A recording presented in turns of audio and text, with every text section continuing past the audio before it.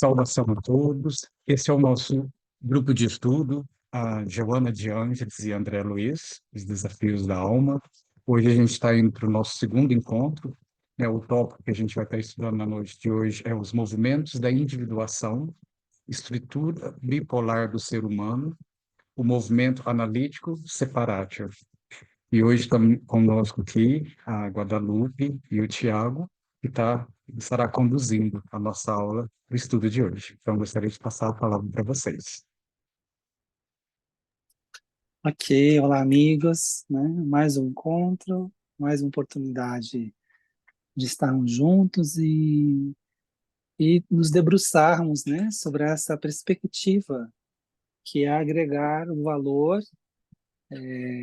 compreender os fios e o tecido psicológico por trás da história do querido André Luiz, no seu processo de individuação.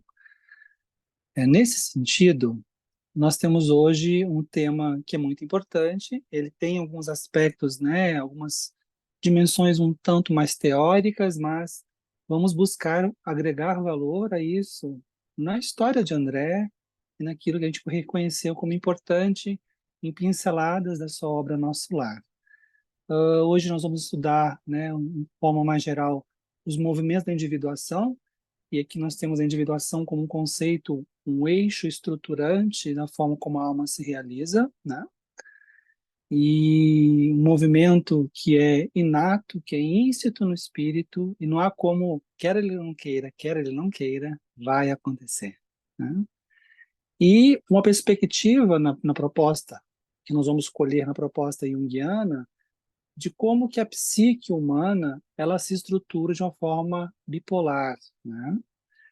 E, nessa perspectiva, vamos compreender a importância do que nós chamamos de movimento analítico, isto é, esse processo de descobrirmos a nós mesmos e nos debruçarmos sobre a história de André Luiz e compreendermos uma singularidade a partir de uma proposta do Jung, a partir dos saberes que ele colheu na alquimia, da separatio. O que seria separatio, né, no movimento de autoconhecimento, né? Então, de forma geral, vão ser essas ideias. Querida Guadalupe, quer trazer umas palavrinhas, querida? Sim. Então, boa noite a todos. E a maioria aí já está na noite, né? Mas quem vai nos escutar depois, sejam todos bem-vindos à nossa sala virtual de estudos. E como o Tiago foi trazendo, a gente está, então, nesse momento de falar sobre algo que é extremamente complexo, que é a individuação, mas extremamente importante e acaba sendo também uma forma de olhar a nossa realidade espiritual e o nosso desenvolvimento enquanto seres espirituais. Hoje a gente vai trabalhar mais com essa questão da estrutura bipolar do ser humano, que a gente a seguir vai conversar melhor o que é, mas eu gostaria já de trazer para que a gente pense esse fato de que nós podemos nos ver também como seres que estão aqui para criar consciência. É uma outra forma da gente ver a nossa realidade espiritual para fazer uma ligação mais íntima com a questão psicológica. E isso a Joana já traz lá no Em Busca da Verdade, traz bem antes, mas trazendo Em Busca da Verdade, que é um livro que fala especificamente sobre a estrutura bipolar do ser humano, quando ela fala assim: o objetivo essencial da existência humana, do ponto de vista psicológico, é facultar ao indivíduo a aquisição da sua totalidade, o estado luminoso, que lhe faculta o perfeito equilíbrio dos polos opostos. Então, a partir daí, a gente vai entendendo que desenvolver a consciência é uma outra forma de nós falarmos que nós vamos desenvolver as nossas potencialidades. Nós vamos nos desenvolver enquanto seres espirituais, que a partir do desenvolvimento da nossa consciência que nós vamos percebendo e nos ligando cada vez mais ao sentido da nossa vida, sentido no quesito mais amplo que isso possa significar. Mas aí a gente volta, né, Tiago, para o nosso momento de seres reencarnantes, aí já com grandes aquisições, mas com ainda um caminho muito longo a trilhar. Então, acho que a gente pode começar se situando aí para falar da questão da estrutura bipolar, dessas duas faces de nós, espíritos encarnados, né? Onde, a partir dessa dualidade que nos compõe, é que nós vamos, então, ampliando a nossa consciência. O Jung já dizia que sem conflito não há consciência. E a gente também, né, antes quero te ouvir para a gente elaborar isso mais, e a gente também chega lá no Evangelho segundo o Espiritismo, ou mesmo em outros livros, a gente pode também fazer uma ligação com a Gênese, onde nós lemos que nós nascemos simples e ignorantes, e vamos então nos desenvolvendo até, né, chegarmos a essa plenitude, a essa perfeição relativa, comparando então com a criação. E é desse uno, onde nós já nascemos, que nós vamos então nos percebendo como seres duais, para conseguir nos olhar a partir dessa dualidade, voltarmos em totalidade ao uno enquanto unus mundo. Né? Então, isso dá, né, uma fala muito proveitosa e extensa, mas acredito que a partir daí a gente possa começar a pensar a questão de hoje dessa separação. Né? A gente vai ter um outro encontro da comunhão, né? Então a gente hoje vai falar mais na separação. Né? Nascemos ali fusionados, e no momento que a gente se divide, né, é que começa então, por um lado a gente pode dizer complicação, mas na verdade a oportunidade de nós nos fazermos e individuarmos por nós, né? Dentro daquilo tudo que é a perfeição da obra divina. Muito bem, querida. Como estamos tratando, amigos, de dimensões no sentido sintético, né, do espírito, é importante a gente estratificar algumas reflexões para que a gente chegue, por exemplo, à condição do André Luiz. Para trabalharmos esses conceitos, tá, associados à individuação e à estrutura bipolar, nós temos que recuar no tempo. E eu vou me valer de um texto do André Luiz, para que a gente possa entender, num sentido antropológico, o que é a inauguração, né? O que é o inaugurar da razão na condição humana, e como que essa condição, para o princípio inteligente, né, na proposta espírita, né, que se torna espírito com E maiúsculo, a condição humana, então, ela foi capaz de inaugurar a razão e aquilo que nós chamamos de consciência. Então, o que existia antes disso? É interessante que os autores se debruçam no campo psicanalítico em torno o que era essa condição primeira, né? O que acontecia antes da aurora da consciência humana. A ideia é que existia uma fusão de vários fenômenos psíquicos, né? Nós compreendemos que nós passamos por faixas evolutivas anteriores, né? No reino animal, no reino mineral, e vegetal também, mas perceba, há uma condição na aurora da condição humana em que existe um faixo de luz, simbolicamente representado numa consciência que está despertando. Antropólogos e biólogos que estudavam isso no século XIX, eles chamavam isso da horda primitiva, o primeiro agrupamento humano presente e que inaugura aquilo que nós chamamos de humanidade. Mas o que era ser humano? O André nos responde. E ele descreve de forma poética, na obra Evolução em Dois Mundos, o que é esse primeiro homem. Como que ele psicologicamente passa a se relacionar com uma razão ainda muito, muito ainda desassistida da compreensão que temos hoje. Mas já inaugura uma condição muito particular e que traz transformações profundas no campo da produção da cultura, da produção da ética e da instauração daquilo que a seu tempo chamaremos de o processo civilizatório. Mas o que André Luiz fala sobre esse primeiro homem? Eu queria que vocês guardassem, imaginassem essa cena da maneira como vocês pudessem representar. Porque em algum momento há analogias sobre o temor, o medo que esse homem primeiro, primitivo, tem e o que André vai passar nas zonas, nas regiões inferiores. Mas o André fala de evolução em dois mundos.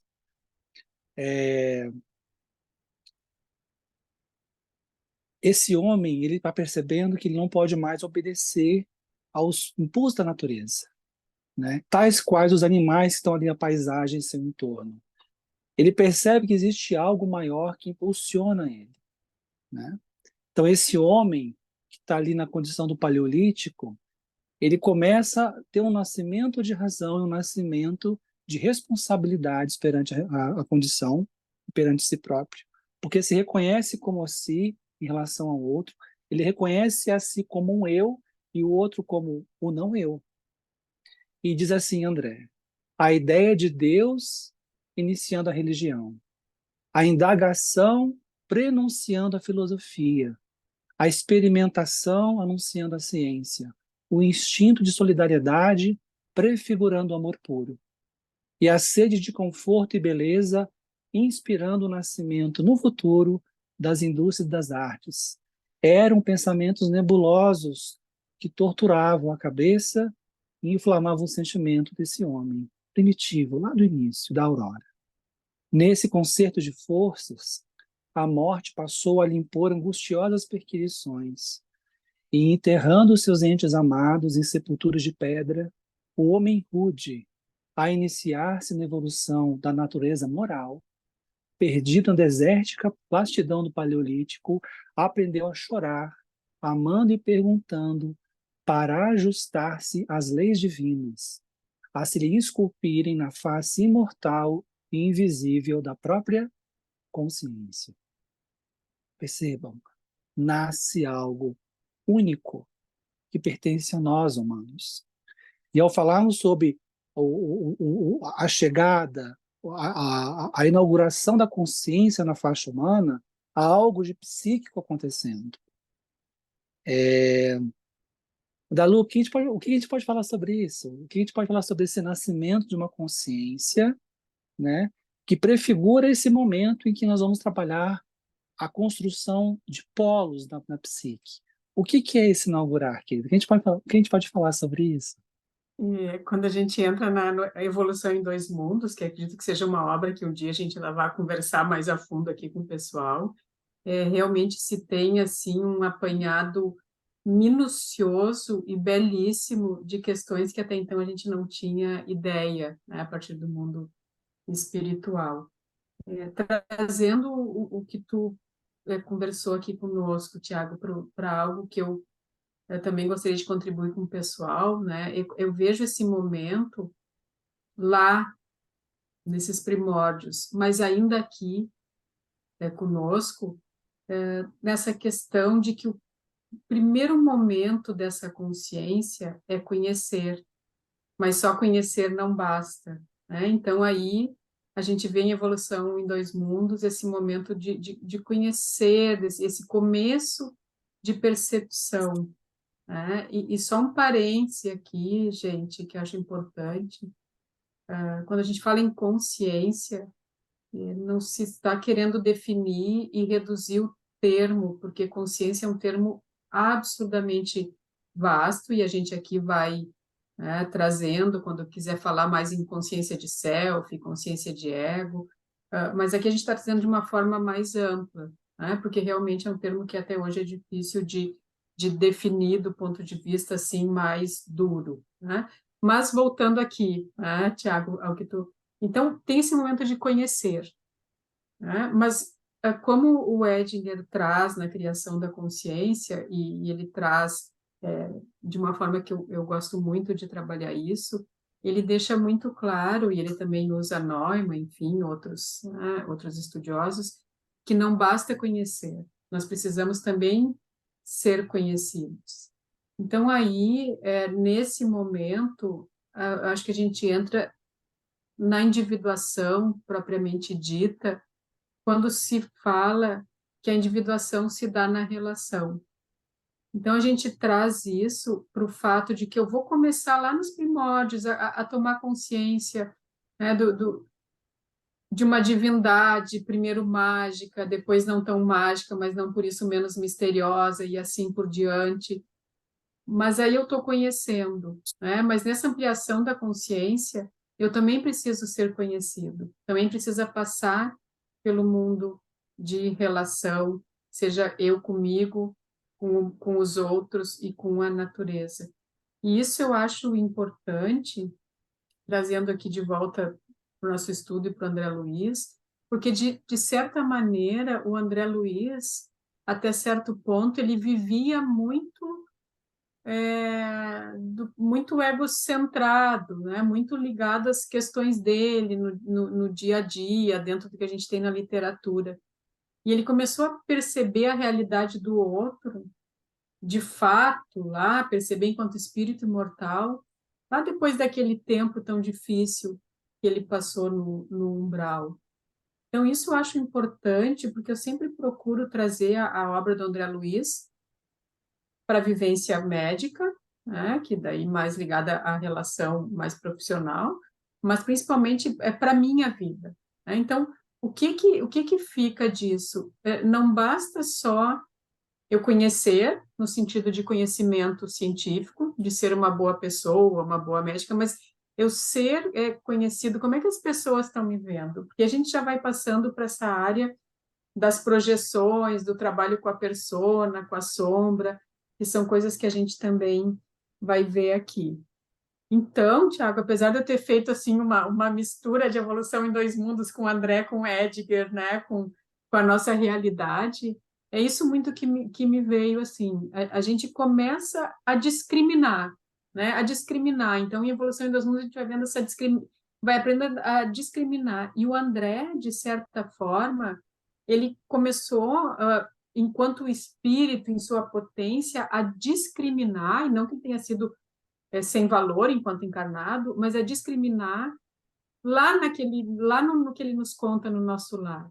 Né? Aí que ele começou a separar, a conhecer realmente, a ampliar a sua consciência. Não sei como é que tu vê, né, isso, enfim. Né? Uhum. É muito importante que tu traz, porque a gente precisa, é como se, interessante assim, né? A gente imagina a alma, né?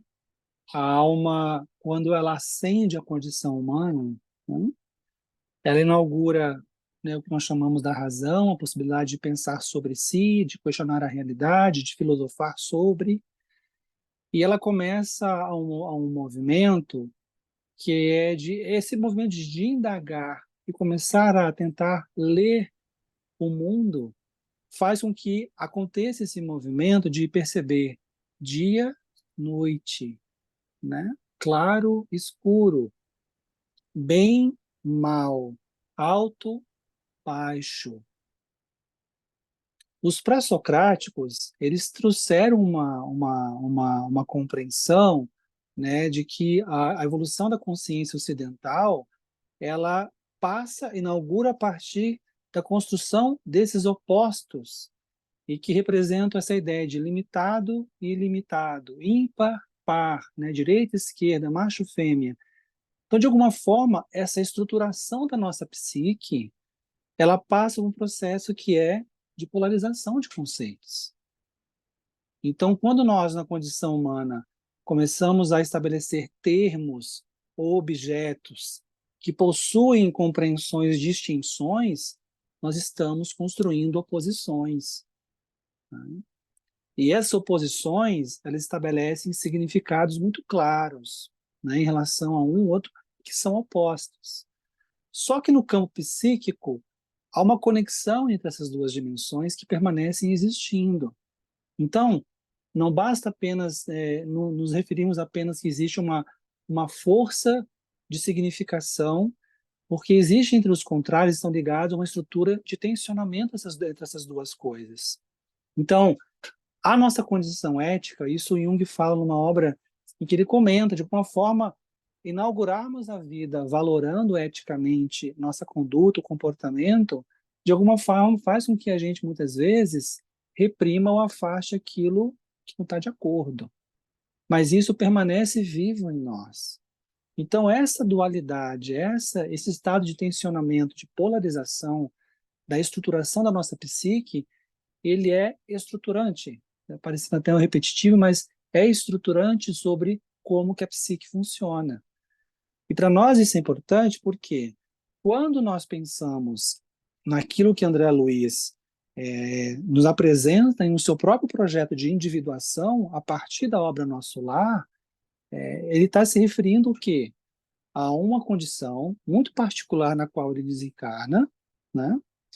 E que ele se vê confrontado não só por aquilo que diziam sobre ele não é apenas confrontado, atemorizado, assustado, tentando ler e compreender, discriminar o que está acontecendo no seu entorno, em torno da condição em que ele se encontra naquela região de sofrimento, mas também é sacudido e visitado pela sua própria interioridade, por conteúdos profundos da sua alma, até então pouco visitados, reprimidos. Então, esse imperativo psicológico que nós temos de realização da psique, que está presente em todos nós, vai acontecer. A singularidade da desencarnação, ela parece que torna isso mais sensível, mais exposto, e é essa condição na qual o André se vê. Ele se vê confrontado assim, tudo aquilo que a gente não quis olhar sobre nós mesmos, em algum momento vai ser chamado a nossa consciência nesse transitar que a gente pode simbolicamente chamar do julgamento final. Isso acontece todos os dias, pode acontecer todos os dias, mas pode acontecer na transição de uma encarnação para um processo de desencarnação. Então, temos que buscar formas de compreendermos melhor como que essas dimensões de polarização dentro de nós se movimentam. E como que é essa questão de que se a estrutura da psique ela é bipolar, ela é polarizada em torno de dimensões de como a gente discrimina a realidade, temos que pensar sobre como fazer esse processo de separação e discriminação do que é o que é e do que não é o que não é. O que você acha, Guadalupe? É interessante que eu acho muito interessante isso, acho muito perfeito, né? Eu não gosto de usar a palavra perfeito, mas enfim, essa forma como a gente se desenvolve, porque é justamente dessa percepção do claro e escuro, vamos usar claro e escuro, mas de qualquer dualidade, e, e desse sofrimento entre o bem e o mal, entre o que eu quero e o que eu posso, e assim por diante, é justamente daí que nós vamos nos transformando em seres únicos. Então, é de nos permitirmos nos ver cindidos, divididos, que nós, sinceramente, vamos conseguir integrando essas partes e realmente nos tornando não cindidos, né? Não neuróticos, né? Mas também não psicóticos, mas juntando, né, as nossas partes. E isso, quando estava trazendo, Tiago, a questão dos símbolos ocidentais, né, e me veio muito um símbolo, né, muito oriental, mas que é universal hoje em dia, que é do Yin e Yang, onde que ele é muito representativo disso que a gente busca, porque nós temos, um contém o outro. Então, quando a gente vai trabalhar essa dualidade, não é não olhar para ela, não é fazer com que o preto vire branco. Não, é realmente olhar para esses lados e ir integrando. Trazendo isso para a nossa psique, e também eu quero até ler um pedacinho da obra do André Luiz, de certa maneira, o que a gente está falando também, Tiago, aí tu complementa, né, e me corrige se tu pensa diferente, mas é justamente nesse jogo, vou dizer, de luz e sombra, né, é na sombra psicológica. E não é só o que é ruim, de forma alguma, mas que são todos os nossos potenciais e as nossas dificuldades também, que por não serem reconhecidas, não foram integradas à nossa consciência. Então, ali, nesse lugar escuro, existe um potencial imenso a se realizar.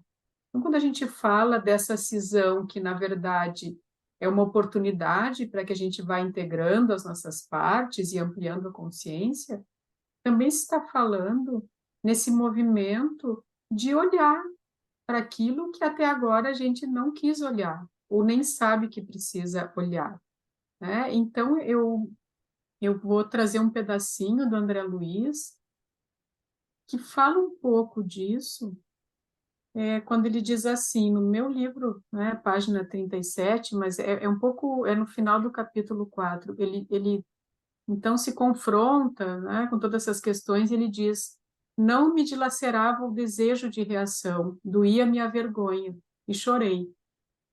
Rosto entre as mãos, qual menino contrariado e infeliz. Pus-me a soluçar com a dor que me parecia irremediável. Não havia como discordar. Henrique de Luna falava com sobejas razões. Por fim, abafando os impulsos vaidosos, reconheci a extensão de minhas leviandades de outros tempos. A falsa noção da dignidade pessoal cedia terreno à justiça. Perante minha visão espiritual, só existia agora uma realidade torturante. Era verdadeiramente um suicídio. Perder o ensejo precioso da experiência humana, não passava de náufrago a quem se recolhia por caridade. Então, a partir de aí, daí é um momento em que o André Luiz cai em si e realmente se confronta com muitas coisas que ele não queria, ou por inconsciência e não por maldade, né? Não queria olhar. E esse momento é um momento que, de certa maneira, nós vamos viver mais cedo ou mais tarde, cada um dentro da sua equação pessoal e espiritual. E não se fala de, não precisam ser questões assim tão exacerbadas, mas vão ser aquelas que mais vão ser dolorosas para nós. E a partir daí nós vamos realmente nos sentir derrotados, nos sentir crianças querendo ser acolhidas e assim por diante, porque é aquele momento onde o ego se sente derrotado. Nós, pequenininho, nos sentimos derrotados porque a gente se confronta com a nossa verdadeira realidade. E não é tão ruim assim, mas é só o que a gente consegue enxergar. Só que esses momentos, onde a gente se confronta então com esse lado mais escuro, né, também é um momento de um enorme potencial de crescimento. É um momento, vejam só, o que André Luiz fez a partir da coragem e da vontade de olhar para isso. Então, acho que algo que é importante também a gente frisar no nosso encontro, é deixar muito claro, é que cada um dentro da sua dinâmica vai passar por momentos que nós vamos nos sentir derrotados, esvaziados, confusos, mas que a gente olhe para isso com carinho, com coragem e com fé, né? Aquela fé que também tem um tanto de mistério, que sabe que não compreende tudo, mas que tem aquele tanto também de vontade, de coragem e de direção em sua vida espiritual, no sentido de realmente tomar as rédeas da sua encarnação. Então, esse momento, né, quando o André se confronta com isso, para mim ele é muito elucidativo de, de questões que podem nos visitar e, apesar do sofrimento, elas têm um potencial imenso de ampliação de consciência. Muito bem, muito bom. A cada encarnação, amigos, nós estruturamos uma nova individualidade, uma nova personalidade, e que se estratifica com elementos compostos daquilo que nós já acumulamos em existências anteriores, em termos de conhecimento e até mesmo de moralidade, e a nova condição reencarnatória, família, condições sociais, econômicas, culturais, elas vão organizando uma nova identidade. E a identidade, ela culturalmente, ela é muito prenhe, ela é muito forte da forma como ela nos organiza em torno da nossa subjetividade e da forma como vivemos a nossa vida. André Luiz é um homem que desencarna na década de 30 do século XX, em que, sendo médico, homem, uma condição social mais abastada, traz elementos estruturantes em torno sobre como ele se compreendia, né? Como homem, como pai, como companheiro, como profissional. Então, percebo, há uma identidade que se mescla a partir de processos transitórios, mas que eles podem ser muito fortes e arraigados dentro de nós. Então, de alguma forma, a jornada de nosso lar psicológico de André Luiz é um processo constante de desconstrução dessas identidades. Ele vai ser confrontado em relação a tudo isso. Você realmente se acha médico? Você acha mesmo que você foi um grande pai? Você acha mesmo que você, por ter tido dinheiro e algum reconhecimento na terra, isso te torna um espírito melhor em si? Você acha que a sua esposa está com saudades e ama tanto você? Será que você suporta conhecer a realidade? Então, a cada capítulo surgirão personagens, amigos, que vão levar luz, mas é aquela luz como a lâmina que discrimina, a lâmina que corta, a lâmina, né, de compreensão, de leitura, de análise de circunstâncias, de fatos, que corta, como a espada simbólica que Jesus diz: eu vim trazer a espada. Por que isso? Porque é necessário que a consciência de André desperte. Ele não pode ficar vinculado nas suas ideações ou compreensão de como se relaciona consigo e com o mundo apenas a partir dos elementos transitórios de valores e conhecimentos que ele possuía quando encarnado. Desde o momento que o André se percebe fragilizado e assustado nas zonas de sofrimento, ele começa a entrar em contato com esses conteúdos do inconsciente dele, de questões que ele, né, habituado à rotina e uma vida consciente, ele não entrava em contato. Então é como se compartimentos, gavetas se abrem e ele se dá conta de várias questões, então, das quais ele não se perguntou sobre.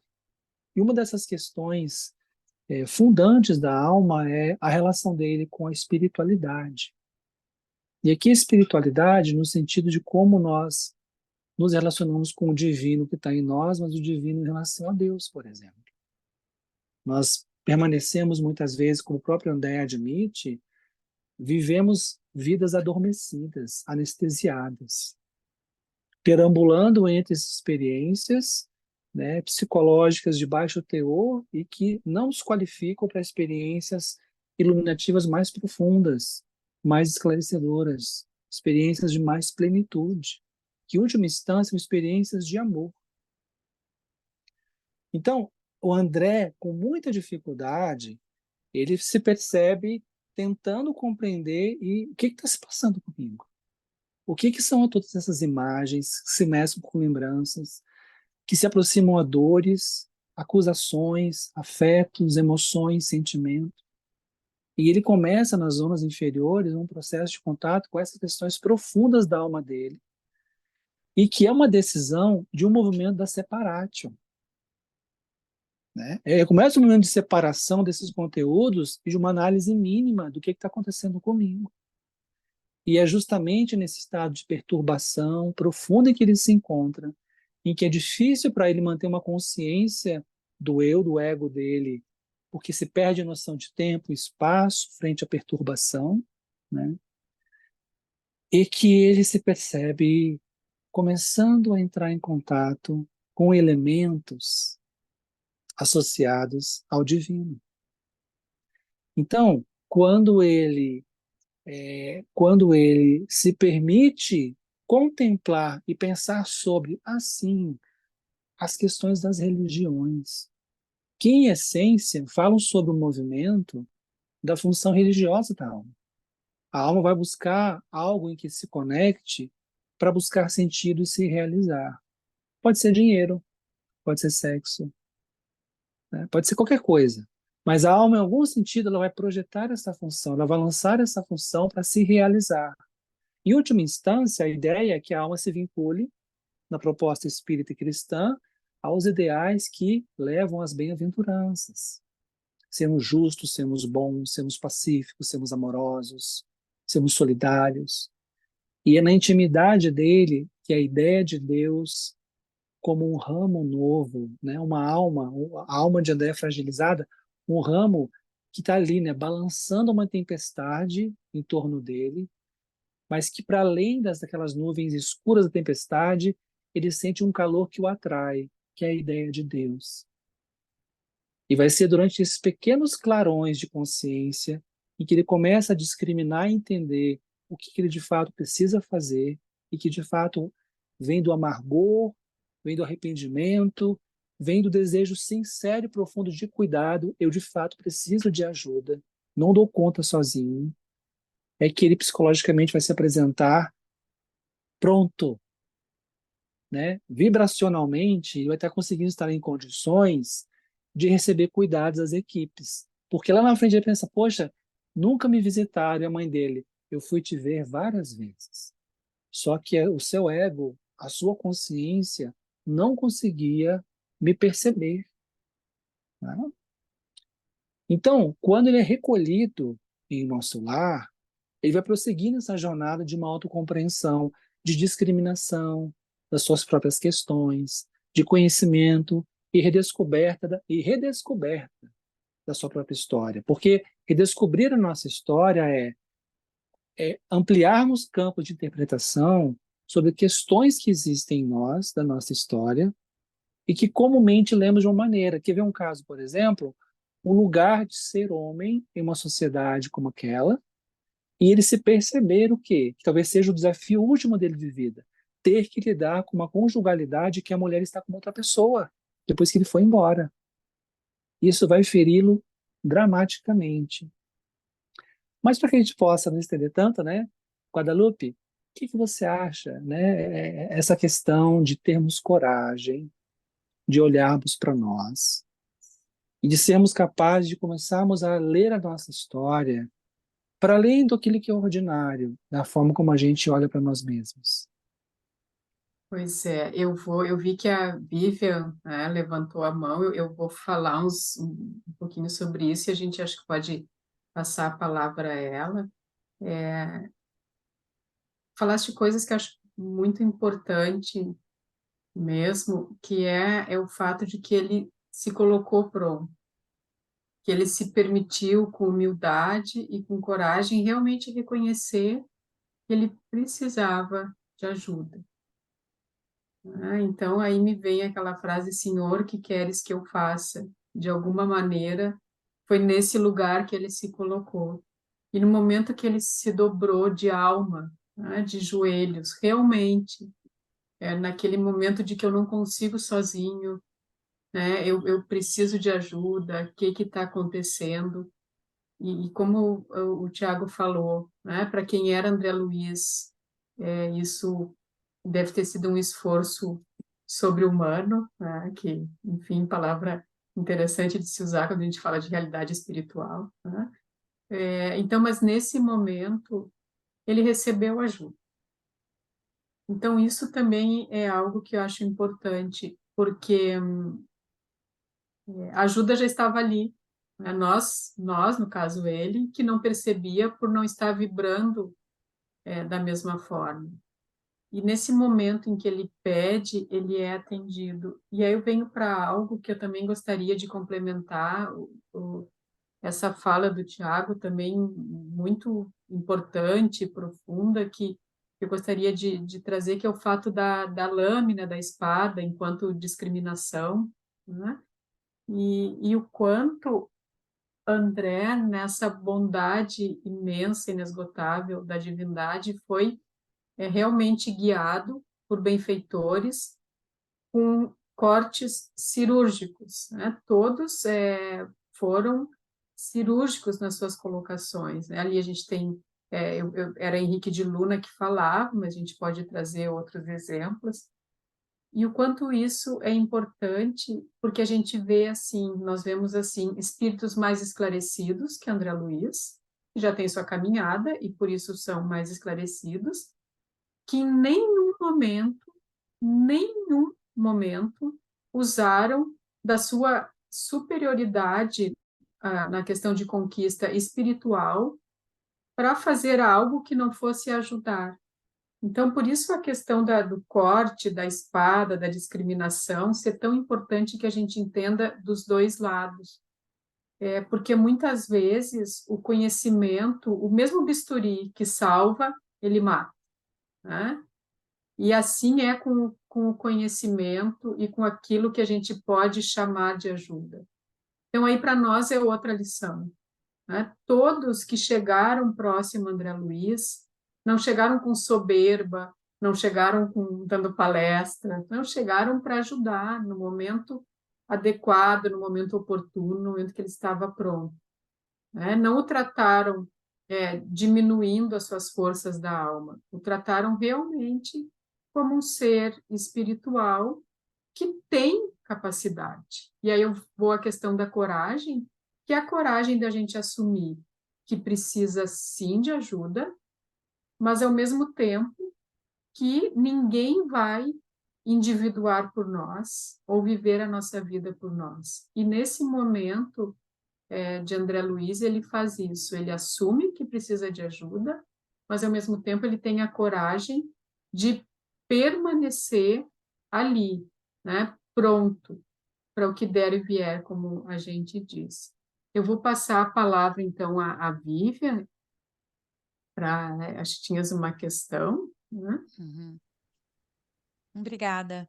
Bom, em primeiro lugar, eu peço desculpas aí que eu sou iniciante, então se a minha pergunta parecer tola para alguns, me perdoem, mas Todos é somos, isso. querida, todos somos. Fique tranquila, todos somos. Você sabe, assim, eu entendo tudo que vocês estão falando, na maior parte, né? Espero eu, estou bem aqui atenta. O que eu me perguntei enquanto eu vi é o seguinte: se todo esse conhecimento, né, toda essa consciência, André Luiz toma, né, no livro do Nosso Lar, quando ele lá chega, assim, mas é, e antes? Quer dizer, André Luiz não está encarnando e desencarnando da primeira vez, né? E quando eu escuto vocês falando, o sentimento que me vem é de, assim, emoções muito fortes que ele viveu, né, se deparando com a pequenez dele, com tudo que ele não enxergava, tal, não sei o quê, como uma grande surpresa ao chegar e encontrar aquilo tudo. Mas se não era a primeira encarnação dele, o que que aconteceu com André Luiz antes? Me fiz clara? Muito bem, querida. Essa pergunta é muito boa. Essa pergunta é muito boa. Nós somos frutos, querida, da nossa história. Então, níveis de consciência, eles se apresentam em um espectro de infinitas matizes. Ao mesmo tempo, o fato de que em uma encarnação nós possamos ter tido uma vida mais produtiva, sabe, uma vida mais dedicada e que conflui para um desenvolvimento consciencial e espiritual mais significativo, isso não significa que essa ascese ela é sempre numa linha contínua para cima. Porque às vezes, por exemplo, né, eu falo isso com uma experiência de uma pessoa que conheço, meu ciclo de amizades. Nessa encarnação, ele escolheu um resgate de uma situação de um suicídio, entende? Então, ele nasceu com uma situação, um quadro muito grave e desenvolveu uma doença degenerativa. Ele está os últimos 15 anos numa cama. Ele não fala, ele é consciente, ele não fala, mas ele escuta, ele vê com certa dificuldade, mas ele está paralisado. Do ponto de vista objetivo do que ele pode estar desenvolvendo para o mundo, muito pouco, ou nada. A não ser as relações dele que mobilizam todos nós. Mas não significa que anteriormente ele não possa ter tido experiências muito proveitosas, nós sabemos que ele teve, mas ele também teve declives, problemas. Então, essas variabilidades de encarnações, em que um conjunto de possibilidades de, olha, nessa encarnação, por exemplo, né, nessa encarnação você vai ter que testar essas questões. Tem uma questão com esse espírito, tem que vir com o seu marido, tem uma questão de um espírito importante na sua trajetória, ele vai vir como um filho, uma filha. Essa imprevisibilidade, porque envolve livre-arbítrio, envolve as nossas próprias escolhas, É o que os espíritos falam no livro do Evangelho segundo o Espiritismo, sabe, Vivian? Os tormentos voluntários, e aqui acresço o que diz o doutor Bezerra de Menezes, a maior parte dos nossos problemas em uma encarnação tem a ver com escolhas dessa encarnação. Não é a colheita da semeadura antiga. A maior parte são os problemas que nós construímos no agora. Pois bem, eu tenho feito reflexões em torno de que o ponto médio da alma humana, ela ainda é muito sensível, por exemplo, às impressões que, ao reencarnarmos, nós temos de pai e mãe.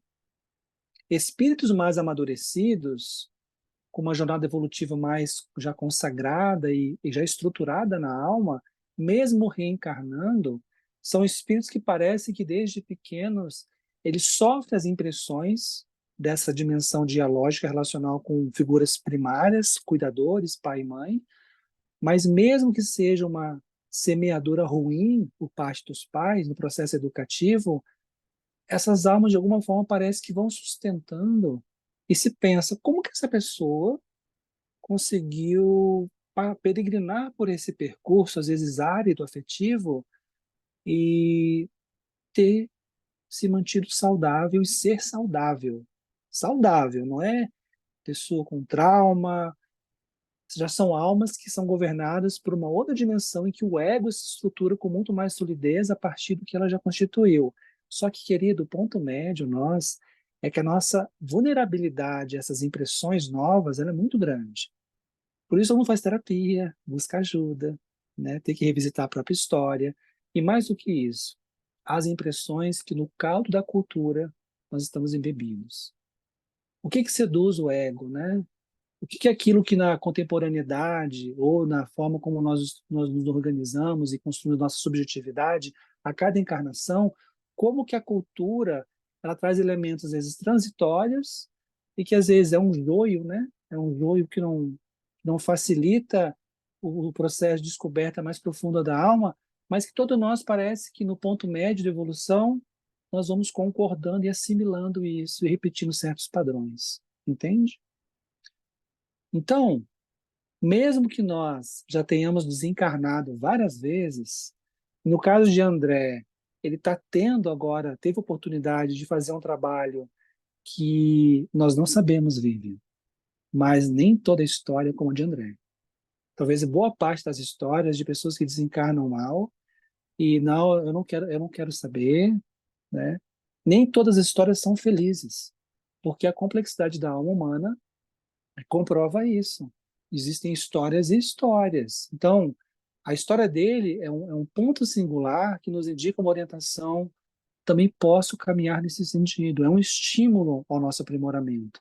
Agora, o fato de já termos desencarnado várias vezes, passado pelo plano espiritual, não significa que vai ser fácil, porque é como nós vivemos a encarnação, entende? Às vezes, se nós não aproveitarmos de forma mais qualitativa uma experiência, nós desencarnamos mal.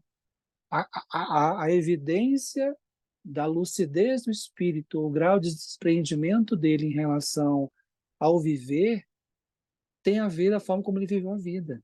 Então, quanto mais vivermos um mundo em uma condição mais ordinária, sem buscarmos algo que destile, que traga tintas mais valiosas no campo dos valores, das virtudes, para sermos melhores, para melhor amarmos, o comum é desencarnarmos mal. Então, a qualidade da forma como desencarnamos tem a ver com a qualidade como nós vivemos. E isso independe se nós já vivemos milhares de vezes, já desencarnamos diversas vezes, porque o ego, ao desencarnar, ele está trazendo impressões que são muito marcadas em torno da experiência última, que é a última encarnação. Te ajuda a pensar um pouquinho? Te ajuda a pensar um pouco? O que você acha? Tá desligado o microfone. Não, me ajuda a pensar um pouco, mas assim, acho que é um processo, não vai, acho que não vai assim de primeira. Ainda fica assim a pergunta assim, caraca, a gente esquece as outras encarnações, quer dizer, é Aham, como assim, para mim, eu te dizer como é que eu imagino, imagina assim, eu desencarnei, aí então eu vou para o plano espiritual, aí eu, né? sai aquela cortina, né? Eu resgato aquilo que foi meu propósito ao encarnar. Aí eu, né? Oi, tô eu aqui outra vez, entendeu? Então, assim, é como se fosse assim, eu tô de volta, né? Aquele plano ao qual eu já estive muitas vezes. Essa Uhum, em maior ou menor consciência, aí então, né? Enfim, com mais ou menos luz, né. Mas como a gente não regride, uhum, então, assim, o que eu quero dizer é o seguinte, então, assim, André Luiz, cara, cada vez que ele volta a uma reencarnação, ele volta para o umbral, ele entende o que eu quero não dizer? Assim, necessariamente, não não, pois é, necessariamente. mas assim, todo mundo, quando nas nossas, conversas, nos nossos estudos, fala da questão que a gente não evolui, né, se a gente não Uhum, evolui, então, assim, por que sempre essa surpresa de pessoas não saberem que já desencarnaram, não terem consciência que estão no plano espiritual, então, não vale de nada todas as outras encarnações, já não deu para aprender isso? Entende? É isso sim. que não tem a ver com tudo o que vocês estão falando pontualmente, eu estou compreendendo, eu estou tentando entender isso na cadeia, né. Mas é um Guada processo, eu te agradeço sim, a tá. explicação. Eu gostaria Guadalupe? de Sim. eu gostaria de complementar, lembrando que o espírito não evolui, mas ele pode se comprometer, né? Então, o fato de nós termos as nossas aquisições enquanto seres espirituais que reencarnam é uma coisa, né? Mas aí vem aquela prova lá, que nós queremos, então a gente, né, baixa, como diria lá Platão, né, no mito de Hera, ou encarna. E aí nós adentramos na atmosfera terrestre, terrena, que é extremamente densa. E nós, graças a Deus, né, temos o livre-arbítrio, mas temos aí o esquecimento, porque a gente não toleraria lidar com tudo que nós já fomos, né? Então, a gente precisa que esse ego seja relativizado por uma vivência dentro daquilo que a gente se propõe naquela ação. O que nós adquirimos é nosso, mas a gente pode se.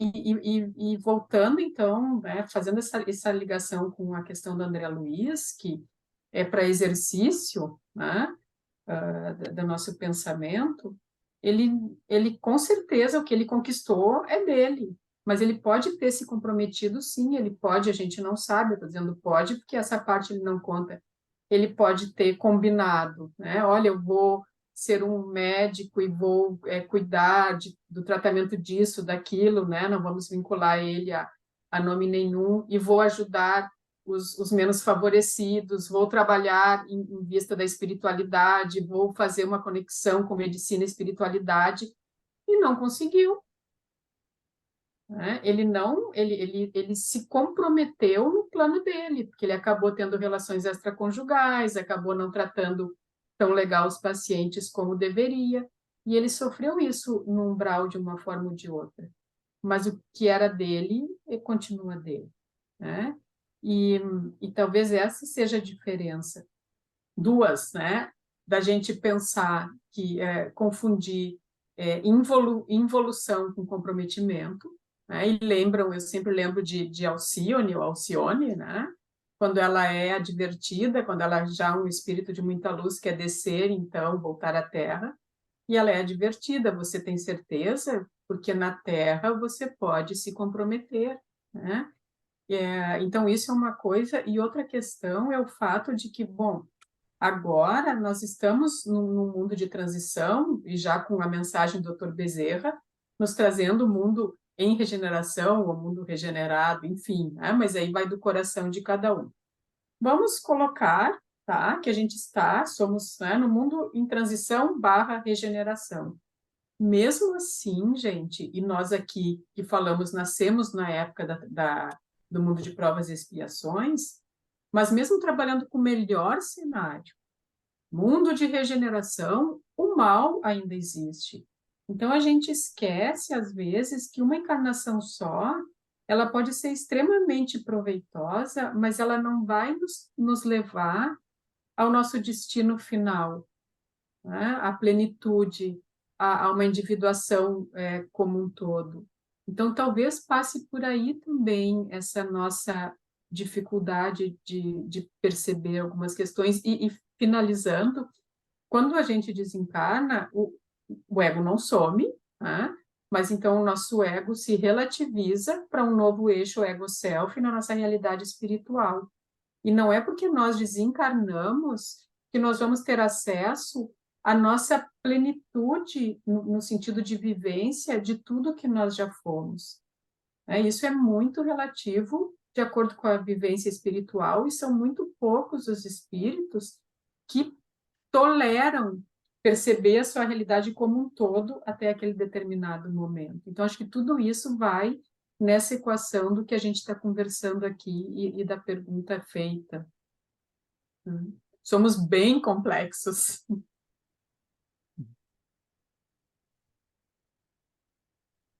E aí, tem mais alguma pergunta? Ou a gente continua aqui as nossas reflexões, querida?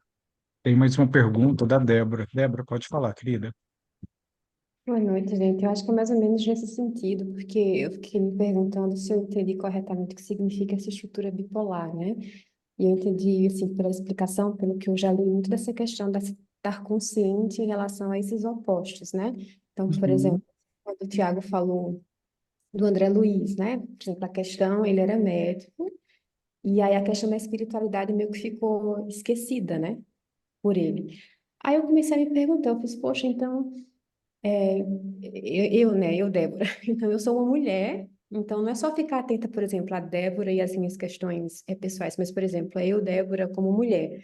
Então, como a questão do meu gênero, quais são as questões que estão, sei lá, na sombra, né, da minha questão de gênero, da minha profissão.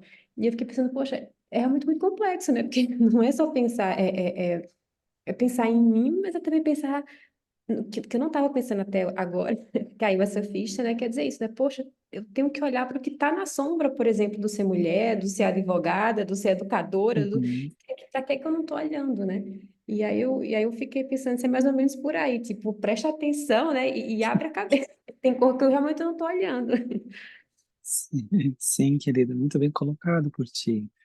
O que é interessante é que quando nós começarmos a fazer um movimento de análise de nós mesmos, ou tendo um auxílio técnico para visitarmos as nossas questões pessoais, o Jung dizia que esse movimento analítico de separatio, de separar as coisas em uma análise, começa com a nossa atitude.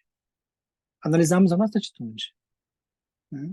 Tomarmos consciência das nossas resistências, de conteúdos pessoais, né, que estão reprimidos, né, particularmente aquilo relacionado à nossa história, né, e que muitas vezes os nossos preconceitos, as nossas resistências, as nossas castrações, as nossas inibições, elas reprimem a nossa atividade mental para processos psicológicos que possam nos conduzir a amadurecermos, a ampliarmos consciência. Quem é que não tem preconceito? Quem é que não tem seus próprios traumas, né?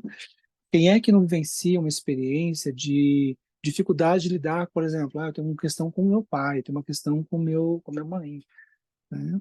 Eu tenho uma questão com traição, eu tenho uma questão com abandono. Então, percebo, tudo isso são dimensões que, nesse grande núcleo maior, que nós chamamos de polaridades, consciência e inconsciente, perceba? E são dois grandes polos em torno do qual o eixo psíquico vai girando, né? O que para nós é importante pensarmos é que todas essas dificuldades, desafios que a alma tem, que ela precisa conhecer, visitar, começando nas atitudes, nas ideias, né, nos sentimentos, né, na nossa vida afetiva. De alguma forma, nós precisamos compreender isso como, entre aspas, impurezas que dificultam a alma conseguir ler e compreender a si mesma, tendo que são coisas que dificultam, como uma água cristalina mais profunda, que está mesclado com uma tinta em torno dessas questões, e que prejudicam o nosso desenvolvimento psicológico. Quer ver uma imagem psicológica muito interessante nos evangelhos? Jesus está contemplando as pessoas, está aí os discípulos contemplando as pessoas, depositando uma oferenda para Deus, né? Ele diz assim: antes de você ir depositar a sua oferenda a Deus, antes de você louvar ao divino, você precisa pacificar sua alma com seus adversários. Vai em encontro do seu inimigo. Tem algo mais profundo e psicológico do que isso? Antes de você querer ser uma pessoa maravilhosa, bondosa, generosa, e aqui eu pego a palavra muito bem pontuada pela querida Guadalupe, a vida psíquica ela precisa do outro. Ninguém vai para o Monte Everest e achar que vai individuar sozinho. Sem um atrito, sem um contato, sem experiência, sem os problemas, a vida tem problemas, né? Sem as dores da vida, nós não individuamos, nós não amadurecemos. Então, para que a gente possa passar por um processo de transformação, pensemos que antes de nos tornarmos, eu quero ser que nem Jesus, só que para ser que nem Jesus, você vai ter que ir para o campo, precisa se relacionar com a vida, precisa enfrentar os seus inimigos interiores. Eu tenho um problema sério com tal pessoa. Então não adianta você acreditar que é possível amadurecer e avançar se existem questões não resolvidas dentro de você. Às vezes imagens de pai e mãe, imagens de ex-companheiros ou companheiras, experiências afetivas que foram ruins, memórias e impressões de um passado que permanecem, né, numa circunvolução da alma e a gente nunca entrar em contato com isso. É necessário coragem para esse processo iniciar. Então, começar a olhar e começar a discriminar essas coisas, separar o que, é o primeiro passo de um ato para se analisar, para se compreender e para amadurecer. Não sei se te ajuda a pensar nessas reflexões de como é tanta coisa acontecendo, mas eu acho que o primeiro passo é um passo de honestidade, assim. Quem sou eu? Né? Eu sou aquilo que me disseram para ser? Eu me tornei o filho ou a filha que meus pais esperavam que eu me tornasse? O que é meu nesse processo? Eu gosto de ser a pessoa que sou? O que existe dentro de mim que eu não quero olhar? Eu tenho dificuldade com certas ideias. Eu sou visitado, às vezes, por questões que, às vezes, eu projeto em relação ao obsessor, e que, às vezes, não é o obsessor. Às vezes, somos nós mesmos.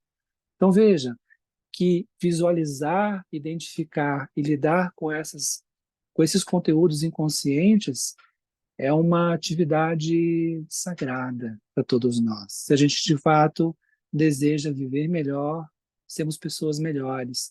E a tarefa, ela é relacional, né? Guadalupe, ela é dialógica, ela é orientadora, ela é educativa, porque é dialético. Acontece em mim, mas eu estou em contato com o mundo, estou me relacionando, o outro me desperta certas questões. Veja o dinamismo desse processo. E como disse Jesus, o campo é o mundo. Seja o mundo lá fora, das pessoas, ou seja o mundo interior. É dialético esse processo. Isso é muito, muito bonito. E o momento é o momento de agora, é o presente, é o momentinho que a gente está vivendo agora, né? A gente tem a tendência, às vezes, se não está desperto para a vida, a esperar que aconteçam grandes questões, ou a viver do passado, né? Ou a viver do futuro, esquecendo que o momento de mudança é o presente, que é onde a gente pode se trabalhar. E complementando o que o Tiago trouxe, acho que algumas questões práticas, né? Dentro disso que também já foi falado, mas é isso, como é que eu me percebo? Ou seja, como é que eu me relaciono comigo? Como é que eu percebo o próximo? Como é que eu me relaciono com o próximo? E a gente passa para questões, né, que a gente, enfim, pode trazer como projeções, mas como é que eu vejo o mundo e qual é a resposta que o mundo me dá? O que que as pessoas falam de mim? O que que eu falo do mundo? Porque isso tudo vai dizer justamente das nossos potenciais e das nossas dificuldades.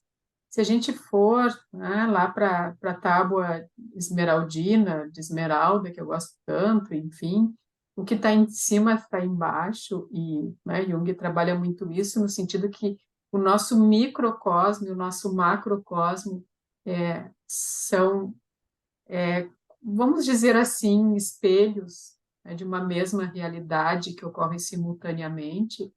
Então, a gente tem que, porque uma das questões, a gente tem que ter muita atenção, não diria cuidado, mas muita atenção na nossa fala, no que nos trazem de devolutiva de como nos veem, porque é a partir daí que a gente pode se trabalhar, né? Quando eu vejo assim esse mundo que não presta, que tem violência, que tem isso, que tem aquilo, onde é que está esse mundo dentro de mim? O que que isso fala de mim? Quando eu vejo esse mundo maravilhoso, que tem tantas oportunidades, onde é que está isso dentro de mim? E assim por diante, indo para relações, como o Tiago já trouxe, mais específicas, se aquela pessoa me incomoda demais, ou ao contrário, se ela me fascina, né, demais, o que tem ali que também é meu? Para eu ir recolhendo isso e trabalhando. Então, a partir daí, nós estamos muito no que a gente está trazendo hoje de André Luiz para nós, que é indiscriminar, né? Isso aí é a discriminação também, que, claro, pode ser feita com ajuda, com um olhar profissional, mas pode e deve ser feita em todos os momentos da nossa vida, né? Que, como o Tiago trouxe tão bonito, o campo, né? O campo é esse, né? O campo é o nosso momento presente também. E é aí que a gente discrimina. Só que assim, tem que ter coragem, tem que ter humildade, tem que realmente ter esse diálogo, né, com essas personalidades dentro de nós que a gente não conhece, e mesmo assim não se distanciar da vida. Ou seja, dentro de todo esse diálogo interno, desse mergulho para o meu mundo interno, também eu preciso ter um ego estruturado, forte, no sentido de dar conta das coisas do dia a dia, né? Então, realmente, é devagar que a gente vai aprendendo isso. É interessante porque ao pensarmos essas palavras que tu trouxe, Guadalupe, em torno da história do André, vou pegar um exemplo aqui. Ele está tão identificado com um lugar de médico, com uma identidade de médico, que ele, no momento que ele se recupera, né, ele está bem, ele volta a ter uma saúde perispiritual, está com vigor, né, está com consciência, assim, no sentido de lidar com as suas questões e, né, ele está estável, o quadro clínico dele está estável, e aí ele percebe lá, né, a enfermaria cheia de pessoas chorando, pedindo ajuda, e ele dizia, né, pedindo socorro, e ele, não me faltava o desejo de ir lá na minha posição e atuar como médico. Mas aí o que acontece? Olha que interessante que é essa análise. E ele passa a aceitar que ele não é um médico que aquelas pessoas precisam. Vocês imaginam alguém... Eu vou contar para vocês uma história interessante. Há muitos anos, no atendimento espiritual, na Federação Espírita Brasileira, nós tivemos um atendimento espiritual de um espírito, e aí nós pudemos perceber os quadros, e aí era um juiz de direito. Mas ele denotava tá muito sujo, mas com a bata preta.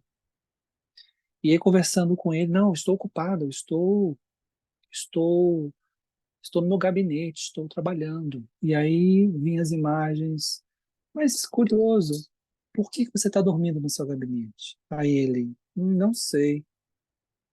Por que você está dormindo embaixo da sua mesa? Não sei, eu tenho que trabalhar.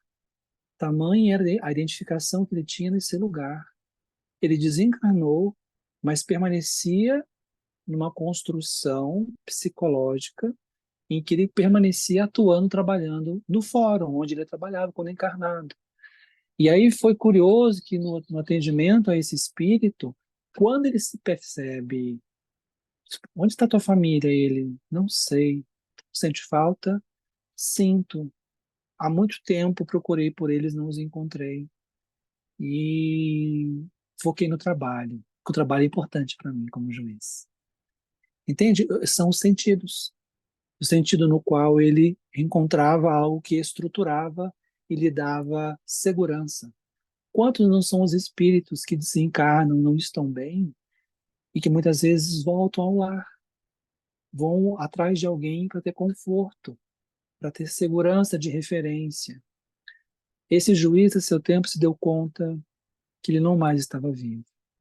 Foi quando ele se percebeu e se permitiu ser levado para auxílio. André, já desencarnado, lá na enfermaria, ele fala: eu fui médico, eu quero ser médico, mas eu não sou médico aqui. Olha a crise, um conflito aí entre uma identidade transitória do que ele era e uma identidade agora de médico da qual ele não tinha os atributos. E ele falava, né? Esses médicos daqui espirituais, eles têm uma técnica diferente. Então, lá na Terra, eu era reconhecido pelos livros e títulos que eu tinha conquistado. Você é médico. Aqui, na verdade, a medicina começava pelo coração. Ele fala, ainda sou empobrecido nessa área, então não posso atuar. Ele já acolhe a ideia de que a identidade dele como médico está em xeque, mas ele quer trabalhar como médico. E é interessante que ele fala, eu não vou me atrever, não vou me atrever a fazer isso. Só que no capítulo seguinte, quando ele vai até o gabinete, né, o Clarencio fala para ele, o que você quer? Já sei, né? Ele falou assim, eu quero qualquer atividade que eu possa ser útil. E ele, com o olhar arguto de um psicoterapeuta, Clarencio fala, não, você quer ser médico. Você quer montar o seu consultório aqui e quer atender as pessoas, não é? É o que eu quero. Veja, ele racionalmente compreende de que ele não é médico mais. Ele não pode atuar como médico como na Terra, mas existe um lado dele, uma dimensão da alma dele que deseja tanto isso, ardentemente isso, porque está profundamente identificado nesse lugar. E aí Clarencio fala, mas você não pode, amigo. Aqui você não pode. Perceba, usar aqui uma palavra, um verbo. A alma de André está sendo quebrada. Usando essa ideia, né, está sendo cortada no sentido de abrir possibilidades, olha, enxergue isso. E deve doer. Né? As suas verdades estão sendo questionadas. Isso vale para todos nós, entende? Então, essa identidade médica é apenas uma dimensão de um processo na qual ele vai ser questionado. Sexualidade, conjugalidade, né? Amizade, ele vai encontrar relacionalmente e personagens da sua história espiritual em que essas verdades vão ser questionadas de forma muito duras para ele. Mas ele está se permitindo, entende? Ele está permitindo olhar para essas coisas e encontrar discriminações, compreensões, leituras sobre si que até aquele momento ele não estava conseguindo. O que tu acha, Guadalupe?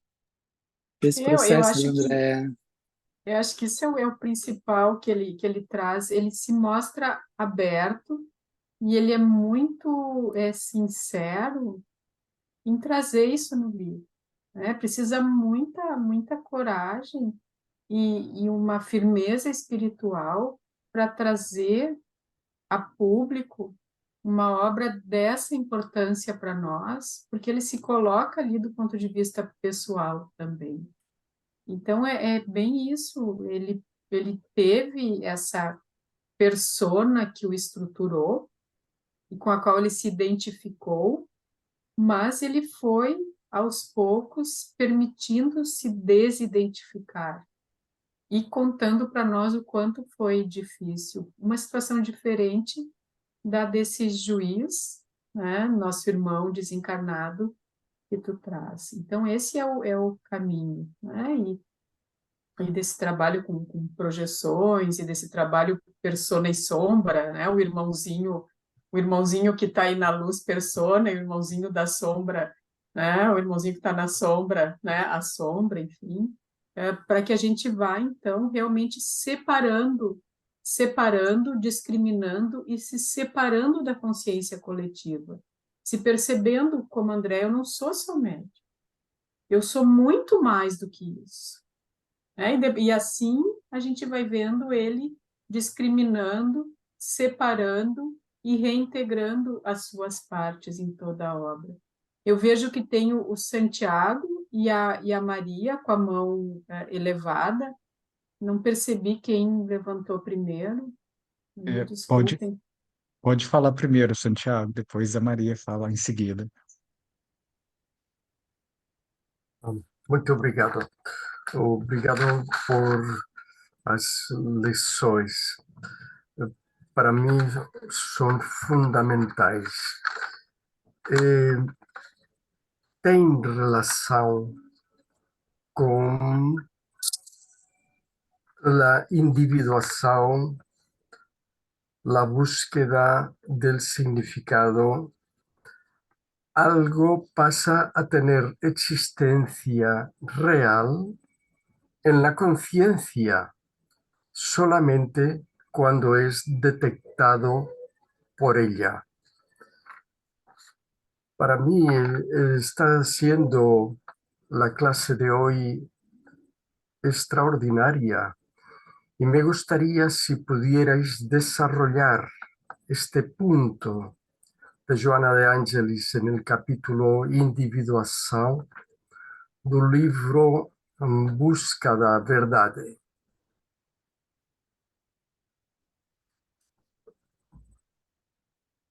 Muito bem. Quer começar, Guadalupe? Quero, eu até estou Vai. com um livro aqui ao lado, mas eu vou falar de uma forma mais livre, não vinculada ao capítulo. Se precisar, a gente pega ali o capítulo. Nós somos consciências não locais, outra forma da gente trazer o que é o espírito.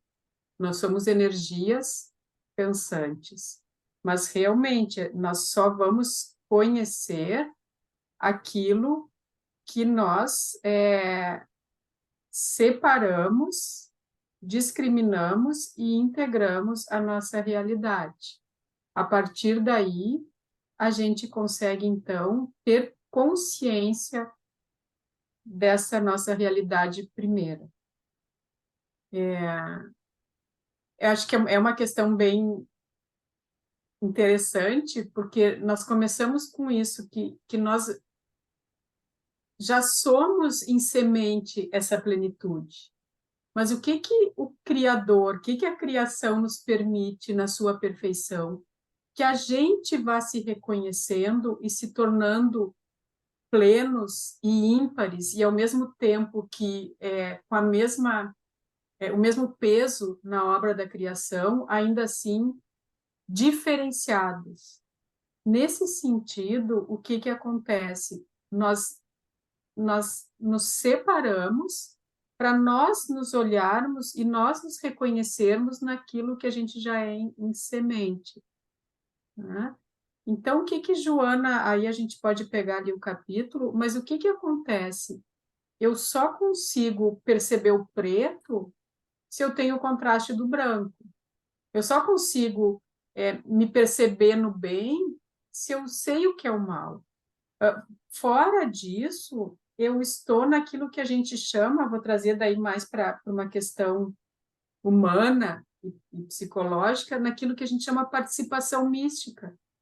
A gente pode entrar para a questão lá do bebê, onde o bebê nem se reconhece como ele, né? Ele se reconhece como fusionado à mãe. Então, a gente repete isso nessa questão de micro e macrocosmo, a gente vai repetindo isso.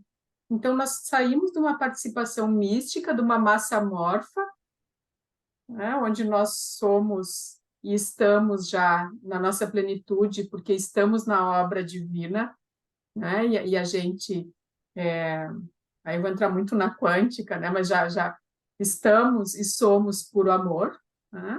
Nós nos separamos da mãe, né, vamos botar aqui, e aí eu já me reconheço como eu, né? A gente daí fazer esse trabalho de se colocar como uma pessoa no mundo e tendo consciência de nós mesmos, e assim a gente vai aos trancos e barrancos porque às vezes o que eu penso que eu sou, eu não sou, e assim por diante, até que nós realmente chegamos àquilo que se fala de uma consciência objetiva, onde a nossa subjetividade, aquilo que eu pensava que eu era, mas na verdade era só uma ilusão, vai ficando de lado, né? Então, e aí realmente eu, espírito, me percebo como uma consciência lúcida, objetiva em minha realidade espiritual, né? Eu tentei, né, Tiago, explicar um pouco, porque é um assunto que realmente eu gosto muito, mas eu acho que ele é bem complexo e acho que a pergunta de Santiago é bem importante, né? Não, muito importante. Eu vou até aproveitar para fazer alguns elementos. A parábola dos dois filhos, ou chamada parábola do filho pródigo, ele é uma síntese não só da nossa relação com Deus, mas é uma relação do nosso ego com o nosso self. Porque a cena familiar do filho que pede contas trai a família pedindo que antes o pai faleça, eu quero parte da herança, eu quero ir embora. Isso é uma imagem simbólica da ascensão do ego perante o self. Eu preciso viver uma história. Eu vou construir o meu próprio caminho. Eu vou me desvencilhar de você, usar a linguagem, né? Vou me integrar de você, vou me diferenciar de você, da totalidade, como ego, e vou experienciar. Mas o que é interessante é que a finalidade, ou essa fatalidade doce, é que a seu tempo nós voltamos. É como se fôssemos para o mundo, experienciássemos a vida, mas algo íncito que empurra, como um empuxo, nos conduz de volta na linguagem literária da parábola, de volta para o Pai. Mas é o ego de volta para o self. Isto é, eu sempre estive aqui, meu filho. É a alma nos dizendo, eu sempre estive aqui. Você quer peregrinar pelo mundo? Você quer fazer as suas próprias escolhas pelo seu livre-arbítrio? Você o fará de encarnação em encarnação, chorando, sofrendo, mas eu sempre estarei presente. Quando você estiver disposto a olhar de volta para mim, o eixo se realinhando e você desejando voltar para os meus braços, eu estarei aqui. Então, e aí é uma identidade em torno de uma totalidade que quer se realizar. Agora, usando uma referência análoga na cinematografia, tem um filme australiano chamado Boyance, que é Empuxo. É a história sobre um jovem na Tailândia, no Camboja, que larga a família, que trabalha com plantação de arroz, e ele vai descobrir o mundo, adolescente. Só que ele cai aonde? Na indústria pesqueira escravista que tem no sul da Ásia. O que é interessante? Depois de passar por tantas dificuldades como o filho pródigo, ele cai em si. Eu preciso me libertar desse processo que me atormentam. E ele sai e volta para onde? Para a família. Mas o que é bonito na história? É quando ele chega na estrada e contempla ao longe a família trabalhando no arrozal, o que ele faz? Ele vai embora. E aqui é a ideia de que Jesus diz: quem não abandonar mãe e pai, quem não abandonar essas imagens transitórias de referências de verdades, porque nós temos isso, gente. Nós espelhamos, muitas vezes, valores ideários identificados com figuras em que nós temos fidelidades, nós temos lealdades. Quantas não são as pessoas que conheço que têm dificuldade de questionar o que mãe e pai falam, mesmo sabendo que o que dizem e fazem machuca? E se desidentificar desse processo de pais e figuras que são humanas para uma figura de fato maior que está dentro da própria alma, que é o self, é um processo que todos nós temos que descobrir. Então, a individuação, a aquisição de totalidade, de ampliarmos consciência e nos realizarmos, reivindica que a gente encare essa dimensão de uma descoberta interior, de questionamento daquilo que nós acreditamos que pode serem verdades e que podem ser verdades que não são absolutas, e faz com que a gente peregrine por terra, caminhos, experiências, para que a gente possa fazer um caminho de volta, mas é um caminho de volta para nós mesmos. Na primeira citação de Mateus, em O Evangelho segundo o Espiritismo, capítulo 1, olha o que Jesus diz. Jesus fala assim, quer ver? Olha que interessante. Não penseis que eu tenha vindo destruir a lei. Eu não vim destruir, eu vim cumprir. Porquanto, olha que interessante, em verdade vos digo que o céu e a terra não passarão, sem que tudo o que se acha na lei esteja perfeitamente cumprido, enquanto reste um único iota e um único ponto. Agora eu vou fazer um tecla-SAP, né, da linguagem psicológica. A alma, em totalidade, nos dizendo, querido ego pequenino, eu não vim destruir você, eu vou cumprir a lei. Eu governo essa lei. Você pode não querer obedecer, mas eu vou fazer você cumprir essa lei. Então, não importa o tempo que passe, passará céu, passará terra, passarão várias e várias encarnações, mas até que seja cumprida o último ponto, a última linha da lei, de forma perfeita, de forma plena, em que você vai se realizar comigo, em totalidade, aí sim chegarão os tempos. Então veja, nós temos uma perfeição a ser alcançada, um estado de plenitude mais profundo a ser alcançado, que é um caminho de jornada da individuação que todos nós temos que fazer. Uma encarnação é muito pouco tempo. Ou como fala a música, uma vida é pouca para a gente ser feliz. Nós precisamos de muitas encarnações para que a gente possa chegar. Às vezes, nós estamos num caminho nos debelando na história do filho pródigo e buscar experiências diversas. Outros estão caindo em si. Outros estão sofrendo. Outros estão pensando, eu preciso de um caminho novo. As escolhas que tenho feito não estão me fazendo felizes. André fez isso. Ele percebeu que a maneira como ele estava reagindo aos processos não estava auxiliando ele. E foram as lágrimas, foram as dores, que o fizeram pensar de uma outra forma, que é o chão, a base da montanha da alma. Humildade. Sem humildade, nós não somos capazes de olhar para nós mesmos e fazer esse processo de compreensão de quem somos e de criticarmos quem somos. Né? Imagina quantos valores, né? Uma mescla de tanta coisa na nossa história dessa encarnação, e é necessário desdobrar e afastar isso tudo e compreender o que é o que nesse processo. A partir daí, dessa discriminação, dessa separação, é que nós somos capazes, tá, isso aqui eu não quero para mim. Isso aqui faz sentido para mim. Isso aqui sou eu, de fato, isso aqui eu acredito, então isso aqui eu não quero. Para isso, temos que ter coragem, como André o teve na vida, na história dele. Não sei se ajuda, né, querido? Mas vamos aqui trocando, né? Vamos pensando em algumas coisas, né? Eu acho que duas imagens que talvez ajudem também a gente a formar esse pensamento. Uma é essa frase que eu gosto tanto, é preciso sair da ilha para ver a ilha, né? E é muito isso, né? Quantas ilhas lindas, né? A gente não percebe porque não consegue se afastar o suficiente para se dar conta de onde está. Ou ilhas perigosas que a gente não percebe o perigo porque não se afasta. E uma imagem que me vem muito é essa questão quando nós estamos num avião voando, né? A gente vai se afastando e vai percebendo o lugar de onde nós saímos, né? De outra forma.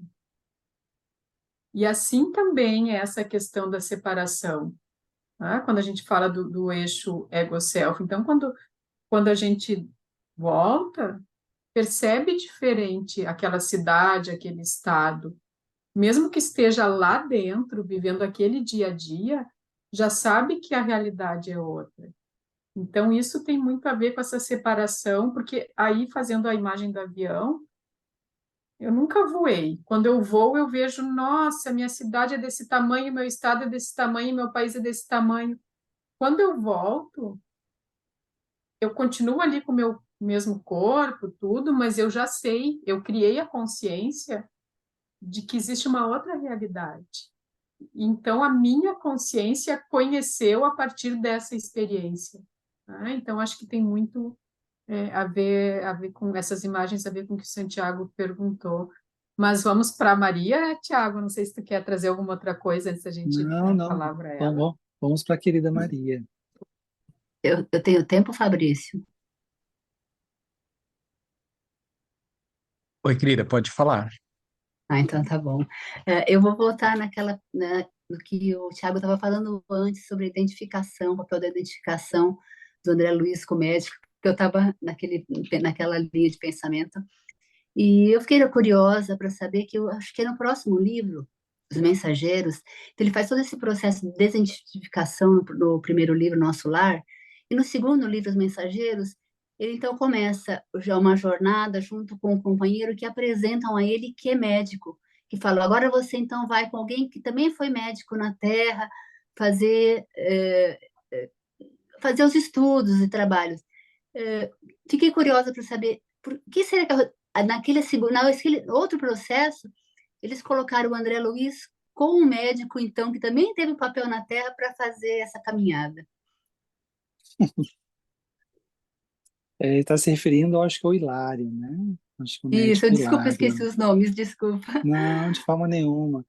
Ah, não sei, querido. Talvez, assim, muitas vezes ambos tiveram suas experiências, né? E estão descobrindo juntos o que é ser médico no plano espiritual.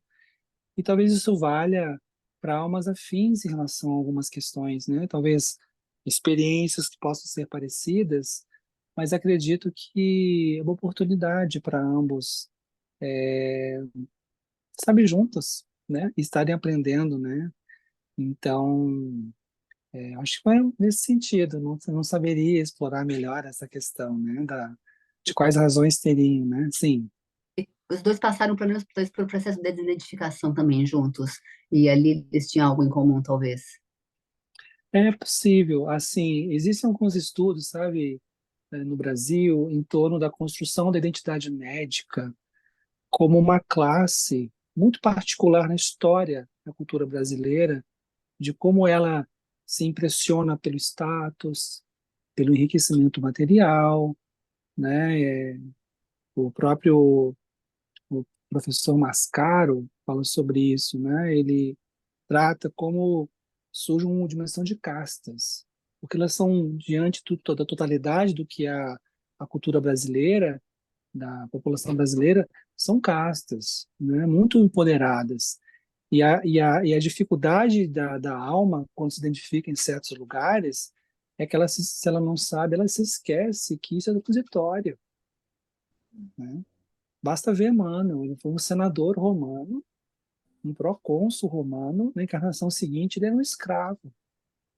Ou no livro Loucura e Obsessão, uma família dinamarquesa, quando reencarna para fugir de problemas, processos graves, de crimes e processos obsessivos, elas reencarnam numa comunidade africana. Então, assim, essas transições identitárias, elas são importantes para o espírito. Mas, no Brasil, particularmente, certas identidades, elas têm que ter muito um cuidado com elas, porque elas trazem um processo, né, de identificação que muitas vezes a gente se esquece que isso é transitório, porque por trás do diploma, por trás do exercício profissional, o que está acontecendo ali? Almas em trânsito, almas em contato, em experiências, em aquisição de conhecimento, mas por excelência, desenvolvimento de capacidades de auxílio, de cuidado, né, que é o móvel da vida. Seja eu um jardineiro, uma pessoa simples. Às vezes alguém que cuida, aqui na FEB, Federação Espírita Brasileira em Brasília, quem cuida do jardim maravilhoso da FEB são jardineiros. Então a gente chega lá, alguém está fazendo isso. Alguém está deslumbrando nossos olhos com um trabalho manual, um trabalho remunerar de forma modesta, mas perceba que há contribuições do que a gente pode estar fazendo em cada encarnação, se nós soubermos encontrar o sentido pelo qual está acontecendo a experiência. Nós damos sentido à experiência para o nosso crescimento, qualquer que seja esse lugar. É claro que há situações muito difíceis, mas essas identidades, elas são transitórias.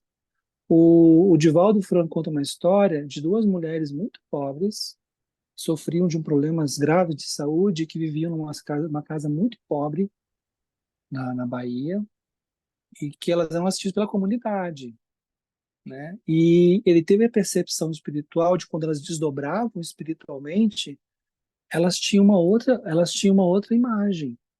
Eram mulheres, aí pareciam vestidas em uma outra época, muito lúcidas, seguras, felizes, e que sabiam que aquele momento era uma expiação, era um momento difícil, mas uma lucidez que transparecia durante o dobramento espiritual. Nem todos nós temos essa lucidez. Então, que a gente aproveite as oportunidades de trabalho, as disposições sociais e econômicas que nós estamos colocados transitoriamente, para que a alma brilhe, para que a gente cresça na nossa capacidade de amor. Joana de Anjos comenta, por excelência, nós estamos encarnados para os nossos compromissos de amor. Que a gente pense sobre isso. Bom? Uhum. Eu acho que isso é o principal, né? O que o Tiago trouxe é o principal. E lembrando assim que a gente acaba se relacionando por afinidade também, né? Seja pelos dramas da vida dos quais a gente compartilha, ou por uma simples afinidade de pensamento. E dentro disso, que eu também, né, Tiago, não tenho ideia, a gente, né, conhecer assim tão a fundo, mas acho muito interessante a pergunta, né, da Maria. Nós chegamos a esse lugar do médico que André Luiz foi, e que ele veio a auxiliar, então, esse irmão na Terra, que é uma profissão, parte do espírito, persona, mas que é uma profissão de extremo comprometimento espiritual, né? Então, ali nós estamos num lugar onde pode existir muito comprometimento, se não bem exercido. E a gente tem, no Brasil, toda essa questão da Associação Médico Espírita, que começou aqui, né, de Jesus e Bezerra, né, já estava no coração, né, e Bezerra e doutora Marlene Nobre trouxeram para o Brasil já há muitas décadas, e isso não é nada, isso me cativa muito, mas não é nada glorioso, isso demonstra o grau de responsabilidade daqueles espíritos que optam por exercer a medicina, muito bem lembrado pelo Tiago, que se perdem nesse caminho. Então, o fato, não sei dizer por que eles se uniram, André Luiz, a esse irmão, mas com certeza para que auxiliasse justamente a mudar os valores reais da medicina, né, que é muito mal compreendida pelos médicos. Não todos, né, graças a Deus nós temos muitos, né, médicos de muito bom coração exercendo a medicina espiritual com as possibilidades terrenas, mas realmente eu acho que o que se precisa deixar claro é que existe uma grande responsabilidade daquele espírito que resolve exercer medicina, e me parece, né, e isso acho que parece a todos vocês, que André Luiz se deu conta quando desencarnou. Então, uma forma da gente, quando se dá conta das coisas, refazer o nosso caminho de equívocos, é também auxiliar aos irmãos que estão em um lugar semelhante a não caírem nos mesmos buracos que nós. Então, eu fico aqui pensando se, ao menos não em parte, ele não foi lá tentar levar da sua experiência enquanto espírito para que aquele médico tivesse um respaldo espiritual maior, né? Mas acho muito... Não sei a resposta, acho muito interessante, acho muito apropriado o que Tiago trouxe, mas acho muito importante a gente lembrar que todas as profissões são igualmente importantes. Agora, a da medicina trata com o nosso veículo aqui na Terra. Então, a responsabilidade é muito grande. E o que nós estamos fazendo com isso? Né? André Luiz vem aí nos mostrar a importância de realmente o que é ser médico, né? E isso é crucial nos dias de hoje, né? Isso é realmente, acho que é um fato muito bem lembrado, né? E a gente tem o Dr. Bezerra de Menezes, querido, né? Que a gente, espírito de luz, mas a gente chama de querido como se, né, fosse, que está aí, não precisava estar tão próximo de nós, né? E que é esse médico desde sempre, assim, de uma doação e de um entendimento do que é medicina e que tenta nos passar, né? Então, acho que a gente, exemplos não nos faltam, né? Temos tempo ainda, amigos? Temos mais 15 minutos, querido. Tá, tem mais alguma pergunta aí? Não, nenhuma mãozinha Tá, levantada. tá bom. Eu queria trazer um pedaço do livro, então, uma história do livro, que ela fala muito sensível e cara a todos nós, né? André já está integrado, ele está trabalhando, já teve a oportunidade de encontrar um antigo conhecido de seu pai, e que, por uma decisão do pai e apoio do próprio André, ele foi levado a uma falência financeira, a miserabilidade, e esse reencontro doeu muito nele, né? Então, como fala a Narcisa, uma querida amiga que vai estar auxiliando, uma enfermeira que está auxiliando o André, ela diz assim, né, que a gente não tem como fugir das nossas próprias histórias. Então, ela diz assim, a gente reencontra no nosso caminho espiritual os frutos do bem e do mal que nós semeamos. E, amigos, se existe uma dimensão da experiência humana da qual nós temos grande fragilidade ainda, pela inexperiência, pela imaturidade, pela própria educação ainda muito precária, é a área afetiva. Nós não sabemos experienciar os afetos, e aqui o afeto alcança desde a sexualidade até a experiência emocional. Nós somos muito imaturos ainda espiritualmente. E na história de André, em um dado momento, quando ele está andando pelas câmaras de retificação, ele visualiza um grupo sendo assistido, fixa o olhar em alguém e que desperta a atenção dele. Ele pergunta, quem é essa mulher tão amargurada? Mas eu parece que eu a conheço de algum lugar. Ela está envelhecida, triste, e de repente ele percebe quem era a pessoa e ele diz assim, a minha memória fica inquieta, o meu coração se oprimiu, e em instantes localizei ela no meu passado espiritual. Era Elisa. Elisa foi uma empregada doméstica, uma jovem levada à casa de André, e que pela leviandade dele e dela, acaba se envolvendo sexualmente. E em um dado momento se torna insustentável a permanência daquela jovem, e ela, sob enorme angústia moral, ela vai embora. E ele nunca mais soube dessa moça. Ele diz assim, o tempo passou, reduzi o fato ao meu pensamento, foi um acontecimento fortuito da existência humana e a história foi embora. Só que agora a história revisita ele.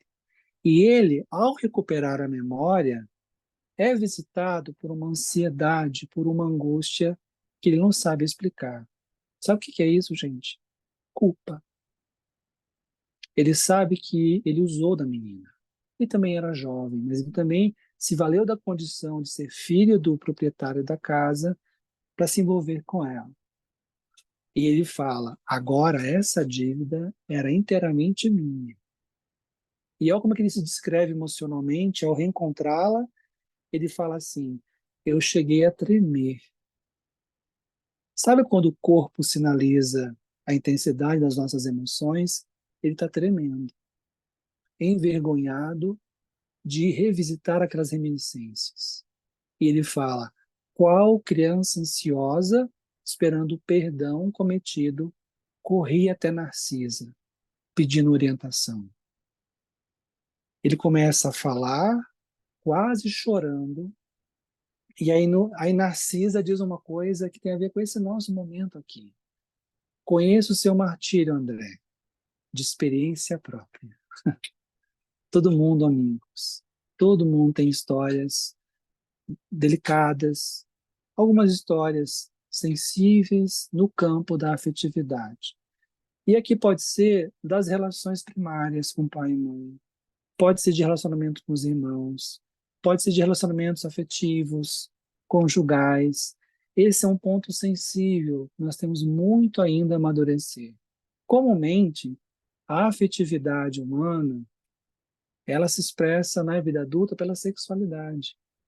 E nós não sabemos conduzir isso comumente com responsabilidade. Eu falo aqui comumente, humanidade, né, amigos? Condição nossa.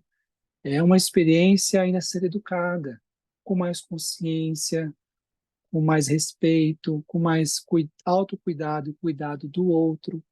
E ao falar da própria experiência, quase chorando, a gente percebe que experiências que nós tivermos afetivamente no mundo, elas não passarão a termo. Tudo que é semeado nesse campo, a seu tempo tem algum tipo de colheita. No caso dele, ele reencontra Elisa ali, precisando de amparo. E ele, assustado, não sabe o que fazer, perde auxílio. Mas aí Narcisa faz o seguinte movimento: não fuja disso. Não tenha medo deste momento. Se aproxime dela. Reconforte ela. Use dos recursos novos que você tem aprendido sobre auxiliar. E aí ele faz esse movimento. E ao conversar com ela, ele se abre para ouvi-la, né? Não se identifica como ele, porque ela não reconhece ele, e ela começa a contar o que aconteceu com ela e diz: eu me senti muito traída e abandonada naquele momento, por ele. E ela diz assim: estranho, sua voz parece tanto com a dele. E ele diz assim: não, e desconversa, pois bem, você vai ser minha irmã de coração. Você é um amigo devotado a você aqui, nessa cidade, nesse hospital. E ela diz: eu sou muito grata a você. Gratidão, amigos, é um movimento de recomposições das nossas dívidas espirituais.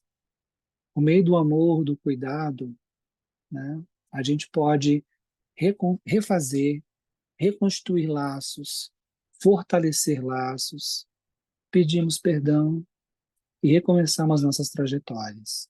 Então, se vale com uma reflexão no campo da individuação e de amadurecimento do espírito, o campo afetivo é um terreno fértil para que a gente possa melhor qualificar a nossa existência. Porque, como fala o André Luiz, em matéria afetiva, nós temos que ter muito cuidado com aquilo que a gente faz com o coração dos outros. Porque muitas vezes nós não sabemos quais são as necessidades deste outro, né? Então, que a gente possa... Eu quero só encerrar, então, com um pequeno trechinho desse comentário do próprio André, em que ele diz assim, né? Sempre é forçoso muito cuidado no trato com os problemas afetivos dos outros. Os espíritos adultos sabem que, da Terra, ninguém pode, em sã consciência, traçar a fronteira entre normalidade e anormalidade nas questões afetivas de sentido profundo. Os pregadores de moral rigorista em assuntos de amor raramente não caem nas situações que condenam.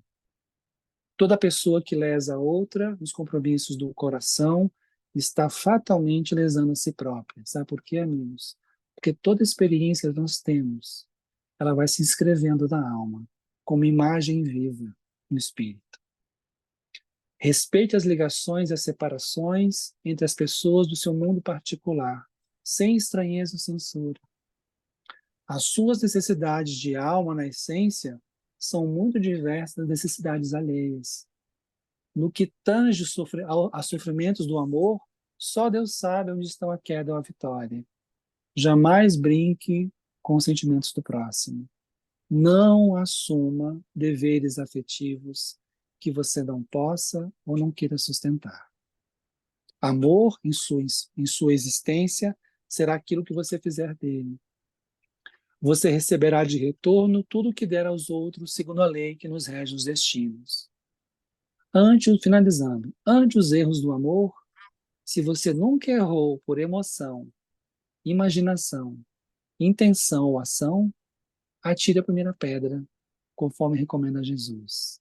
No barco afetivo, no barco da afetividade, da vivência emocional, nós ainda somos crianças. E o intelecto se agiganta, mas as emoções permanecem ainda precárias, infantilizadas, e nós temos que ter cuidado. A história de André, neste capítulo, que ele curiosamente intitula de Quem semeia colherá, capítulo 40. Ele fala de um drama do reencontro com alguém, uma alma, com quem ele intercambiou, com quem ele se relacionou e que se sentiu abandonado. Então, que a gente possa pensar que encontros e desencontros vão acontecer, que a gente possa pensar como a último préstimo, né? A última contribuição da noite para a gente pensar nessa matéria sensível que governa as nossas vidas. E aí, Guadalupe, falei tanta coisa aqui, querida. E tu? Estava te ouvindo, tão lindo que tu falou e tão, tão, tão importante, né, Tiago, assim como reflexão última. Eu acho que as questões de profissão, que nós falamos bastante, as questões do cotidiano mais, né, vamos dizer, superficiais, nos ajudam muito nesse processo de individuação, mas é realmente nesses relacionamentos afetivos onde estão as nossas maiores dificuldades, onde existe a maior sensibilidade, a maior necessidade de se olhar com muito, muito, muito cuidado. E tu trouxeste isso de uma forma muito clara e muito profunda e muito carinhosa. Então, eu nem tenho mais o que falar, a não ser que acho que realmente é nesse lugar que nós precisamos botar o nosso coração ali a funcionar, né, de todo pleno, porque é onde a gente tem a maior dificuldade e onde a gente mais precisa trabalhar e ter responsabilidade. Então, muito obrigada por trazer isso. Muito bom, adorei, querida. Especial. Gratidão, Tiago, Guadalupe. E antes de eu encerrar a gravação, tem alguma consideração final que vocês querem fazer? Ou podemos fechar a gravação e despedir dos colegas que vão estar assistindo essa gravação depois? Só agradecer. Obrigado, amigos. Beijo para Eu todos. vou, desculpa, Tiago, te cortar. Eu trouxe Não, uma tranquilo. frase que eu quero compartilhar, mas confesso para vocês que, assim, é o principal, acho que são as últimas palavras que o Tiago trouxe, mas de qualquer forma acho interessante. É do James Hollis e ele fala assim: a individuação é profundamente humilhante. Ela nos obriga a ficar diante de um dom da vida, da intimação da personalidade, e a aderir à demanda de nos mostrar e contribuir com nossa pequena parte para o contexto maior. Temos de correr o risco de bancar quem somos, mesmo quando alguém, talvez quase todo mundo, não goste de nós, se sinta desafiado, até mesmo ameaçado por nós, e se oponha ao nosso ser. Quem, de fato, quer correr esse risco? Então, só lembrando que esse nosso risco seja sempre embalado pela lei do amor. E meu muito obrigada por ter estado com vocês. Gratidão. Então, encerrando a gravação e vejo vocês no próximo encontro.